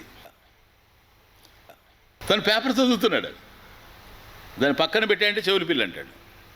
తను భోంచేస్తాడు, అది పక్కన పెడితే చెవుల పిల్లి అంటాడు.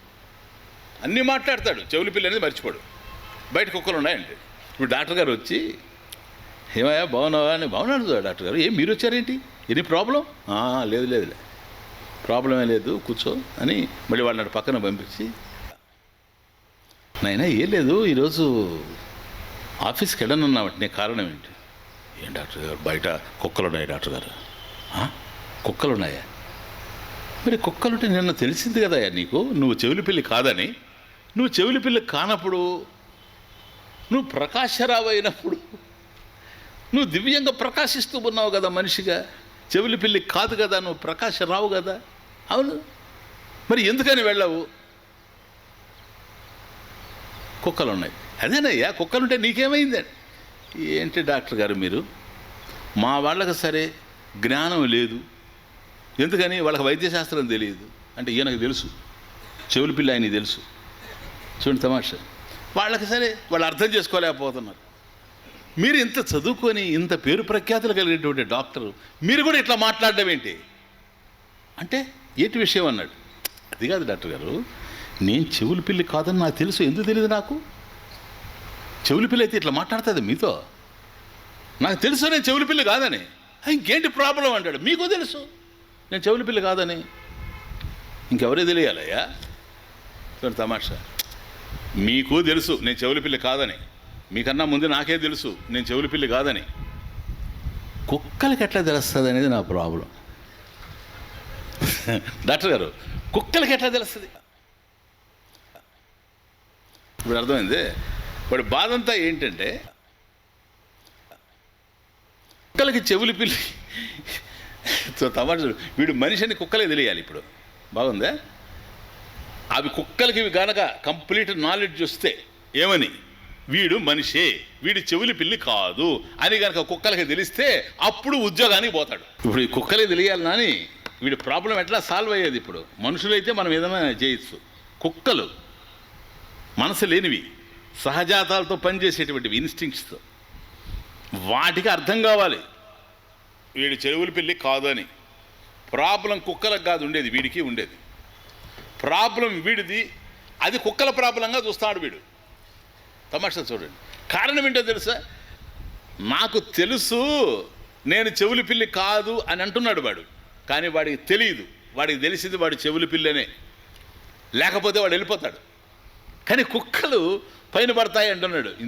ఇంతే కుక్కలకు అర్థం కావాలి. ఇప్పుడు అయ్యే పని కానీ కాదు. I tell you plainly frankly, వీడి సమస్య కుక్కలకి ఎట్లాగైతే అర్థం కాదో, ఎవరి సమస్య ప్రపంచంలో ఇంకొకరికి అర్థం కాదు. కానే కాదు. అందుకని లాజికల్గా దీన్ని తెచ్చిపెట్టాను, కనీసం ఇదన్నా జ్ఞాపకం ఉంటుందని. ఏమో మీకు అర్థమయ్యేలాగా నేను చెప్పుంటే, మీరు అర్థం చేసుకోలేరని కాదు, కానీ అర్థమయ్యేటట్టు కనుక నేను చెప్పగలిగి ఉంటే ఈ క్షణం నుంచి ప్రాబ్లమే లేదు. అర్థం చేసుకోవాలంటే ఇంకేం లేదు. కనుక ఎంతెంత వ్యధ చెందుతున్నాం మనం. భార్య అర్థం చేసుకోలేదని తలుపుకేసి తల కొట్టుకోవడం, ఇంకా అవసరమే లేదు. తలుపుగా తల కొట్టుకోవాల్సిన అవసరం లేదు, తలుపు కూడా వేయాల్సిన అవసరం లేదు. నవ్వుతూ ఉండొచ్చు. ఎందుకని? డెఫినెట్గా నువ్వు అర్థం చేసుకోలేవు, నాకు ముందే తెలుసు. ఎందుకని? నాకు అర్థం కాలేదు కదా. See the point. ఇదే నవ్వుతూ హాయిగా ఆనందంగా ఉండొచ్చు. ఎవ్వరూ మనకు అర్థం కారు. మీ చాలా it's a very beautiful topic ఇది, లఘువాక్య వృత్తి అనేది. కనుక నన్ను వాళ్ళు మెచ్చాలి, వీళ్ళు నచ్చాలి, no question sir. Rama Rama జయ రాజారాం, రామ రామ జయ సీతారాం, రామ రామ జయ రాజారాం, రామ రామ జయ రాజారాం, రామ రామ జయ సీతారాం, రామ రామ జయ రాజారాం, రామ రామ జయ సీతారాం, రామ రామ జయ రాజారాం, రామ రామ జయ రాజారాం, రామ రామ జయ సీతారాం, రామ రామ జయ రాజారాం, రామ రామ జయ సీతారాం. ఎవరో మెచ్చాలని భావిస్తే అక్కడే ఘర్షణ ఆరంభము. ఎవరో మెచ్చాలని భావిస్తే అక్కడే ఘర్షణ ఆరంభము. ఒకరికి మరొకరు నచ్చకపోతే, ఒకరికి మరొకరు నచ్చకపోతే, నచ్చని మనసే నొచ్చుకును. ఒకరికి మరొకరు నచ్చకపోతే, నచ్చని మనసే నొచ్చుకును. నీకు నీవుగా తృప్తి పడాలి, నీకు నీవుగా తృప్తి పడాలి, అది జీవన సౌందర్యము. నీకు నీవుగా తృప్తి పడాలి, అది జీవన సౌందర్యము. ఎవరో మెచ్చాలని భావిస్తే అక్కడే ఘర్షణ ఆరంభము. కాబట్టి వాళ్ళు నన్ను అర్థం చేసుకోవాలి, వాళ్ళు నన్ను భేష్ అనాలి, వీళ్ళు నన్ను మంచిగా చెప్పుకోవాలి, ఎవరు నన్ను విమర్శించకూడదు. ఎక్కడ సార్, ఎక్కడ? అర్థమయ్యే అవకాశం లేదు, అపార్థం చేసుకునే అవకాశం ఉంది. Calculated risk. పెద్ద పెద్ద వాళ్ళని రాముని విమర్శించారు, కృష్ణుని విమర్శించారు, మహాత్ములు విమర్శించారు, వివేకానందని విమర్శించారు. ఏం చేద్దాం? ఎవడి మనసు వాడితే. స్తుతించేవాడి గురించి ఏమంటావు? ఆయనకంతా తెలుసు అంటావా నిన్ను గురించి? నిందించేవాడి గురించి ఏమంటావు? అతనికి తెలుసా?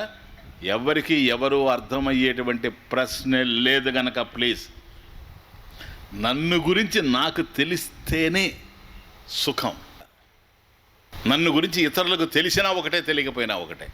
నేనేంటో నాకు తెలియాలి. కాబట్టి నన్ను గురించి తెలియజేసేటువంటి శాస్త్రం ఎక్కడ కనపడడం లేదు. అది ఒక వేదాంత శాస్త్రమే అయ్యింది. ఆ వేదాంత శాస్త్రాల్లో కొన్ని వాక్యాలు ఉన్నాయి, ఆ వాక్యాలు చాలా సరేనా. దీని మీద ఆచార్యులు వారు ఒక గ్రంథమే రచించారు, శంకరాచార్య స్వామి. నేను ఆచార్యులు అన్నానంటే ఎక్కడైనా ఈ రోజు నుంచి గుర్తుపెట్టుకోండి, ఆయననే అర్థం. నాకు ఆచార్యుడు ఒక్కడే తెలుసు, అది కూడా ఆది శంకరాచార్య స్వామి అని అర్థం. కనుక ఆయన ఒక గ్రంథమే రాశాడు, అది వాక్య వృత్తి, వాక్యస్య వృత్తి. ఆ మహావాక్యాల గురించి వివరించేటువంటి వృత్తి. వృత్తి అంటే రెండు అర్థాలు. వృత్తి చేతో వృత్తి, చిత్తస్య వృత్తి అంటే మన మనసులో ఉండేటువంటి ఆలోచన అని అర్థం. వృత్తి అంటే సంకల్పం. చేతో వృత్తి అంటే చేత అంటే మనస్సు, చిత్తం, చిత్తంలో ఉండేటువంటి చిత్తస్య వృత్తి, చేతో వృత్తి, చిత్త వృత్తి, అది వృత్తి, సంకల్పం, థాట్. వృత్తి అంటే ఇంకొక భావం కూడా మీకు తెలుసు, అందరికీ తెలిసినటువంటిది. వృత్తి అంటే ఉద్యోగము అని అనుకుంటుంటాం కదా. వైద్య వృత్తి, ఉపాధ్యాయ వృత్తి, న్యాయవాది వృత్తి, ఉంచ వృత్తి, అడుగు తినడం కూడా ఒక వృత్తి. కానీ ఇది చేతో వృత్తి. కాబట్టి మనసులో ఉండేటువంటి సంకల్పం ఏదో అది వృత్తి. చాలా అద్భుతమైన టాపిక్ ఇది. మహావాక్య వృత్తి విచిత్రం. కాబట్టి ఇంతకుముందు మనం ఏవైతే మహావాక్యాలను చూచామో, వాక్యస్య వృత్తి, ఆ ఒక్క వాక్యం మీద ఆచార్యుల వారు ఒక గ్రంథం రాశారు. దాని పేరు వాక్యవృత్తి. వాక్యస్య వృత్తి, వాక్యవృత్తి. అందులో 53 శ్లోకాలు 54 శ్లోకాలు ఉండాలి. వాక్యవృత్తి అనేది ఇది కాదు. అంటే 2 మహావాక్యాలను డీల్ చేశారు అందులో. తత్వమసి, అహం బ్రహ్మాస్మి. ఆ 2 మహావాక్యాలని 53 శ్లోకాల్లో ఆచార్యులు వారు రచించారు. దాన్ని వాక్యవృత్తి అంటారు ఆ గ్రంథాన్ని. ఆ తరువాత ఎందుకని ఆలోచించారో, ఎలా ఆలోచించారో ఆ మహాత్ముడికే తెలియాలి. మళ్ళీ ఇంకో గ్రంథం రాశారు. ఇది లఘు వాక్యవృత్తి. అది వాక్యవృత్తి, ఇది లఘువాక్య వృత్తి. ఇప్పుడు మనం చూడబోయేది. కనుక తత్వమసి, అహం బ్రహ్మాస్మి, ఈ 2 వాక్యాలకు చేసినటువంటి, మహావాక్యాలకు చేసినటువంటి వ్యాఖ్యానం వాక్యవృత్తి అయితే, కేవలం ఒక అహం బ్రహ్మాస్మి అనేటువంటి మహావాక్యం మీద చేసినటువంటి వ్యాఖ్యానం ఈ గ్రంథం లఘువాక్య వృత్తి. లఘువాక్య వృత్తి. ఇందులో 18 శ్లోకాలు ఉన్నాయి. అసలు అహమస్మి, నేనేంటి అనేది ఇది డీల్ చేస్తుంది. చివరికి వచ్చేటప్పటికి నేను బ్రహ్మమే కానీ నేను ఇంకొకటి కానే కాదనేటువంటి నిర్ణయం చివరిలో వస్తుంది. అది కాబట్టి నన్ను గురించి నాకు తెలియాలి అనుకుంటున్నాం కనుక ఇది జ్ఞాన విషయం. జ్ఞానం అంటే ప్రమ అంటే జ్ఞానం. దేనికి సంబంధించిన జ్ఞానమైనా మనకు ఎలా కలుగుతుందంటే ప్రమాణం ఉంటేనే కలుగుతుంది, లేకపోతే కలిగేందుకు అవకాశం లేదు. ప్రమాకరణం ప్రమాణం. అది ప్రమాణం అంటే ఏంటంటే ప్రమాకరణం ప్రమాణం. అయ్యా నీకు అంటే జ్ఞానం, జ్ఞానాన్ని కలిగించేది ప్రమాణం. తస్మాత్ శాస్త్రం ప్రమాణంతే. కాబట్టే నీకు శాస్త్రం ప్రమాణం. ఇక్కడ నిన్ను గురించి ఎవరు ఏమీ చెప్పలేకపోతున్నారు కనుక, నువ్వేమిటో ఎవరికి అర్థం కావడం లేదు కనుక, నీకే నువ్వు అర్థం కావడం లేదు కనుక, ఎప్పుడైతే నీకు నీవుగా తెలిసే అవకాశం లేదో, మరొకరు తెలుసుకునే అవకాశం లేదో, నిన్ను గురించి నీకు తెలియజేయడానికి ఇంకొక మార్గమే కనపడడం లేదు, నీకు నీవుగా తెలుసుకోలేవు. కాబట్టి యత్తు స్వతః అప్రాప్తం తత్ శాస్త్రేణ బోధితవ్యం. ఆచార్యుల వారు ఉపనిషత్ భాష్యం. యత్తు స్వతః అప్రాప్తం, నీకు నీవుగా ఎప్పుడైతే తెలుసుకోలేవో తత్, దాన్ని శాస్త్రేణ బోధితవ్యం. అది వేదాంత శాస్త్రేణ, మహావాక్యం.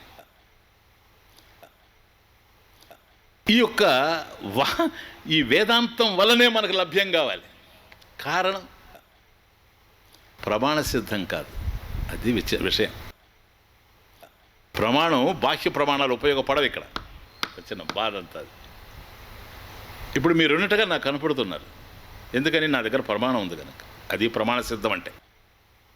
అదే ఒక అంధుడిని తీసుకొచ్చి ఇక్కడ కూర్చొని పెడితే, మీరున్నారంటే చెప్పలేడు, ఎంతమంది ఉన్నారంటే చెప్పలేడు. నేను చెప్పగలను, ఓకే. అతను చెప్పలేడు. కారణం అతని దగ్గర ప్రమాణం లేదు. ఏం ప్రమాణం స్వామీజీ? రూపాలు తెలియడానికి, రంగులు తెలియడానికి నేత్రాలు ప్రమాణం. ఆ నేత్రాల వెనక మనసు కూడా ప్రమాణం. మనసు ఉండాలి, చూచేందుకు నేత్రాలు ఉండాలి, దృశ్యాలు కనపడుతూ ఉన్నాయి కనుక, రంగులు తెలుస్తూ ఉన్నాయి కనుక, రూపాలు తెలుస్తూ ఉన్నాయి కనుక, రంగులు రూపాలు కంటి ద్వారా మనసుకు తెలుస్తూ ఉన్నాయి. ప్రమాణం ఉంది, కన్ను మనసు ప్రమాణం ఉంది కనుక అర్థమైపోతా ఉంది. ఇక్కడ ఉన్నాను, కనపడడం లేదు, కానీ శబ్దం వినిపించింది. శబ్దం వినిపించినప్పుడు అది గంట శబ్దం. ఆ గంట శబ్దాన్ని బట్టి అది ఏ శబ్దమో కూడా చెప్పేస్తాను. టంగ్ టంగ్ టంగ్ అని కొట్టాడానికి ఇది శబ్దమే, గంట శబ్దమే. ఇప్పుడంటే ఇది బడి గంట. అదే గంట tongue tongue tongue tongue tongue tongue అని వినిపోయింది అనుకోండి, ఇది గుడి గంట. గంట ఒక్కటే అయినా ఆ శబ్దాన్ని బట్టి ఇది గుడి గంట, అది బడి గంట అని నేను చెప్పగలుగుతున్నా. అదిగోనండి అది గాడిదారుపు, ఇదిగోనండి ఇది గుర్రం సకిలింపు అని చెప్పగలుగుతున్నా. కాబట్టి శబ్దం చెవులకు అందినా ఆ శబ్దాల్లో ఉండే భేదాన్ని బట్టి నేను తెలుసుకుంటున్నా. కారణం చెవులు మనసు ఉన్నాయి కనుక. అదే ఒక అంధుడిని చెట్టు కింద కూర్చొని పెడితే, అతను చెట్టు కింద ఉన్నాడని అతనికి తెలియదు. కొంతసేపు అయ్యేటప్పటికీ గాలి కనుక విపరీతంగా వస్తే, చుట్లు కదులుతూ ఉంటే, ఒకవైపు శబ్దము, చెట్లు ఆకుల యొక్క శబ్దం, కొమ్మల యొక్క శబ్దం, శాఖలు అట్లా కదులుతూ ఉన్నాయి కనుక వృక్ష శాఖాహ చాలయతి. ఎప్పుడైతే వృక్ష శాఖలు కదులుతూ ఉన్నాయో ఆ శబ్దం చెవులు వింటూ ఉన్నాడు. కంటితో చూడలేకపోయినా గాలి చల్లగా చర్మానికి సోకుతూ ఉంది, స్పర్శ. ఇప్పుడు అంటాడు, అయ్యో నేను చెట్టు కింద ఉన్నానా, ఎట్లా తెలుసు నీకు? చూడలేదు కదా. చూడకపోయినా ప్రమాణం ఉంది. ఏంటి ఆ ప్రమాణం అంటే చర్మం ఉంది, స్పర్శ తెలుస్తూ ఉంది, చెవి ఉంది, శబ్దం తెలుస్తుంది. ఇట్లాగే తెలుస్తాయి. అది ప్రమాకరణం, ప్రమాణం అంటే. కాబట్టి ఎక్కడ మనకు జ్ఞానం కలిగినా ఈ విధంగా కలగాల్సిందే. కనుక ఈ ప్రపంచానికి సంబంధించి ఏది ఏమిటో తెలుసుకుంటూ పోతున్నాం. ఎక్కడైనా తప్పు జరిగితే మళ్ళీ దాన్ని కరెక్ట్ చేసుకుంటూ పోతున్నాం. అది పరిశోధనలు. కానీ మనకు సంబంధించి మాత్రం ప్రమాణం లేదు. అహమస్మి, నేనున్నానని తెలుసు. దీనికి ఏ ప్రమాణం అవసరం? నువ్వు ఉన్నావని నీకు తెలీదు. ఫలానా వ్యక్తి ఉన్నాడా లేడా అంటే నేను ఎంక్వైరీ చేయాలేమో కానీ, స్వామీజీ నువ్వున్నావా లేవా అని అడిగితే ఉండండి నేను వెళ్ళి మా వాళ్ళని అడిగి తెలుసుకొని వస్తానంటే, ఇంకా ఆ తర్వాత ఉపన్యాసం నేను చెప్పినా ఒకటే, చెప్పపోయినా ఒకటే. కనుక మీరున్నారా లేదా, వాళ్ళున్నారా లేదా, వీళ్ళున్నారా లేదా, అది ఉందా లేదా అనే విషయంలో నాకు ప్రమాణం అవసరమేమో కానీ నా విషయంలో ప్రమాణం అవసరం లేదు. ఎందుకని? ప్రమాణాన్ని నిర్ధారణ చేసేది నేనే. That's the point. అందువల్ల ప్రమాణ సిద్ధం కాదు నేను. ఏదో ఒక ప్రమాణంతో తెలిసేవాడిని అయితే ఎవరికైనా తెలుస్తాను. అసలు నాకే తెలియడం లేదు. ఎత్తు స్వతహా ప్రాప్తం, నాకు నేనే తెలియడం లేదు. కారణం ఏంటి? ప్రమాణ సిద్ధం కాదు. మరి ఎట్లా సిద్ధం? స్వతసిద్ధం. నేను ఎప్పుడూ ఉన్నా. దీని రెండు ఆలోచన లేదు. అహం అస్మి అనేది ఉందే కానీ అహం నాస్మి అనేది ఎక్కడా లేదు. నేను లేను అని ఎవడన్నా చెప్తాడా? ఎవడైనా నేను లేను అని చెప్పాడు అనుకోండి, అలా చెప్పేవాడు ఉన్నట్టే కదా. నేను లేను అని చెప్పేవాడు ఉన్నాడా లేదా? దేర్ఫోర్ అహం నాస్మి నా, అహం అస్మి, నేనున్నాను. ఎలా ఉన్నావు? స్వతసిద్ధంగా ఉన్నావు, సెల్ఫ్ ఎవిడెంట్. నేనున్నట్టు నాకే తెలుసు, నేనున్నాను. అయితే ఇక ప్రాబ్లం లేదు కదా అని. ఎలా ఉన్నానో తెలియదు. చెవులు పిల్లిగా ఉన్నాను, సరిపోయిందా? ఎలా ఉన్నావు? చెవులు పిల్లిగా ఉన్నాను. అందువల్ల నేను ఉన్నాను, కానీ నేను చచ్చిపోతానేమో. చాలామంది ఈ ప్రపంచంలో మరణిస్తున్నారు. నేను కూడా మరణిస్తానేమో కాలగతం కనుక. అది పాయింట్. కాబట్టి మరణ భయం ఉండేవాడు దుఃఖపడుతూనే ఉంటాడు. నేను అజ్ఞానిని. ఎందుకని? నాకు కొన్నే తెలుసు, కొన్ని తెలియవు. అందువల్ల నేను అజ్ఞానిని. ఇదొక లిమిటేషన్, పరిచ్ఛేదం. నాకు జ్ఞానం లేదు, ఒక పరిచ్ఛేదం, లిమిటేషన్. నేను చనిపోతాను, ఇదొక పరిచ్ఛేదం. నేను దుఃఖిని, నేను దుఃఖంతో ఉన్నాను, ఇదొక పరిచ్ఛేదం. వాస్తవానికి నువ్వేమిటో నీకు తెలిస్తే ఈ మూడు నీకన్నా భిన్నమైనవి. నువ్వు నశించేవాడివి కాదు, ఎప్పుడూ ఉండేవాడివి. దేహం పోతే పోయింది. దేహం పోతే నేను పోయానని ఎందుకు అనుకుంటున్నాడు తెలుసా? తాను దేహం అని అభిప్రాయపడుతున్నాడు కనుక.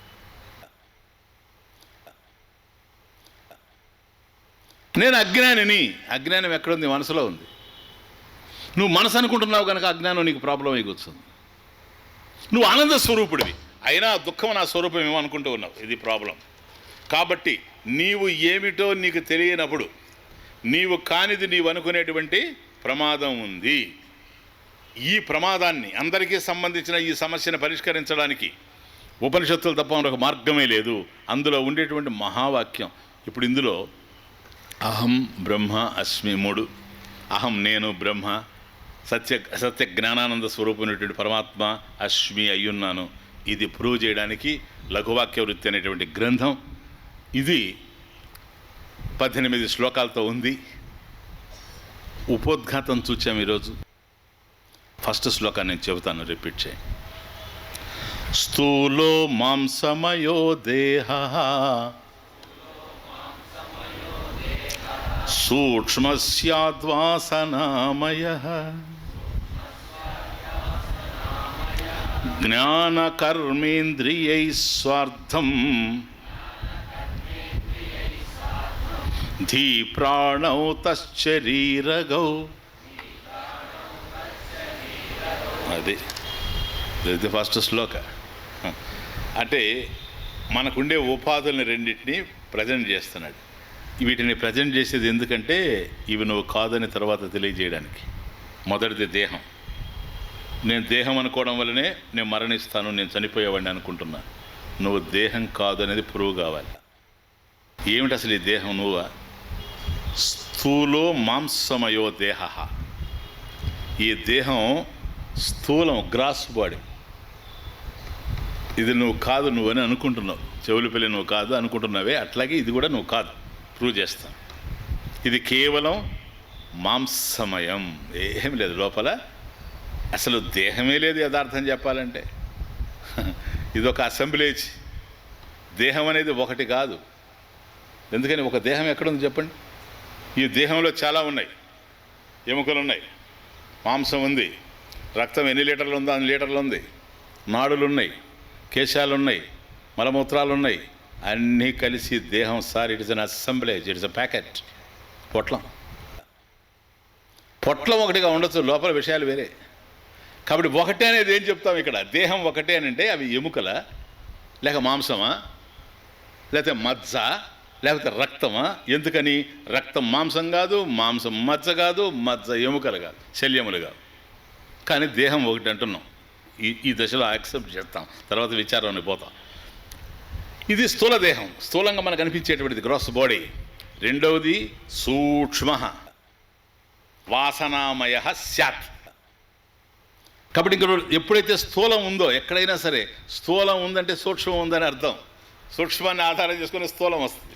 ఆ సూక్ష్మదేహం ఏంటి అని అంటే 5 కర్మేంద్రియాలు, 5 జ్ఞానేంద్రియాలు, ప్రాణవు, పంచప్రాణ, 5 ప్రాణాలు, ధీ బుద్ధి. బుద్ధి అంటే మనసు, బుద్ధి, చిత్తం, అహంకారం అంతా కలిసి అంతఃకరణ చతుష్టయం, ధీ. ఇవి కలిపి ఈ 16 కలిసి వాసనామయం. అది మాంసమయం, ఇది వాసనామయం. మాంసమయం స్థూలదేహం, వాసనామయం సూక్ష్మదేహం. ఇవి మనకు సంబంధించినవి. అది గ్రాస్ బాడీ, ఇది సటిల్ బాడీ. ఫస్ట్ శ్లోకంలో కారణ శరీరం 3వది ఉంది, సెకండ్ శ్లోకం వస్తుంది. ఈ ఫస్ట్ శ్లోకం ఊరికే భావం నేను చెప్పాను. రేపు రాగానే మనం ఈ మాత్రం ఇంట్రడక్షన్తో రేపు టెక్స్ట్లోకి వెళతాం. లఘువాక్య వృత్తి. ఓం పూర్ణమదః పూర్ణమిదం పూర్ణాత్ పూర్ణముదచ్యతే పూర్ణస్య పూర్ణమాదాయ పూర్ణమేవావశిష్యతే. ఓం శాంతి శాంతి శాంతి.